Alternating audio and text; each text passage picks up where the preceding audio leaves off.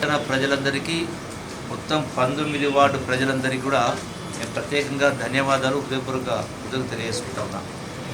ఈ సందర్భంగా నూతనంగా ఎన్నికైనటువంటి జ్యోతి సత్యనారాయణ గారు, అట్లాగే రహీం పాషా గారు, మిగతా అందరి కౌన్సిలర్స్ తోటి కలుపుకొని ప్రజలు ఏదైతే నమ్మకాన్ని కాంగ్రెస్ పార్టీ పైన, కౌన్సిలర్స్ పైన, మా పైన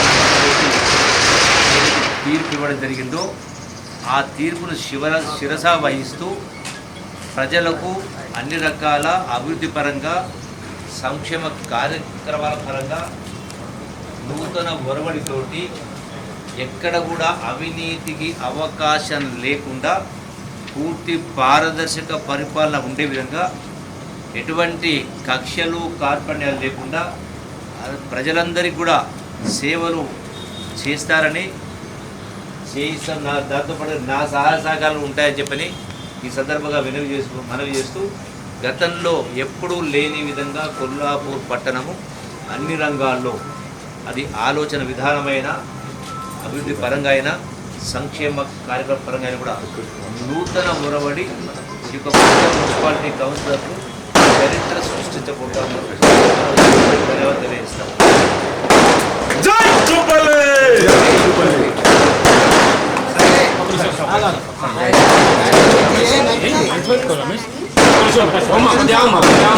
స్పీడ్ ఎట్లా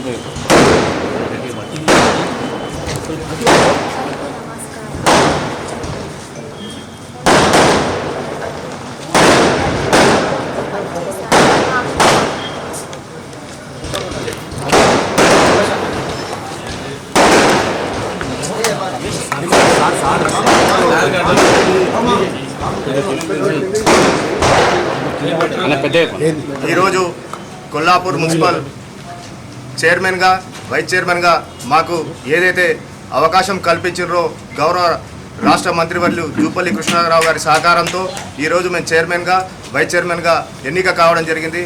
వారైతే ఏదో అయితే చెప్పారో వారికి అనుగుణంగా ఎక్కడ కూడా అవినీతికి ప్రోత్సహించకుండా మంచి పాలన అందిస్తామని చెప్పేసి ప్రజలకు కావాల్సినటువంటి మౌలిక సదుపాయాలు కానీ ఇతర ఏమున్నా సరే కానీ ప్రజల లోపలికి వెళ్తాం.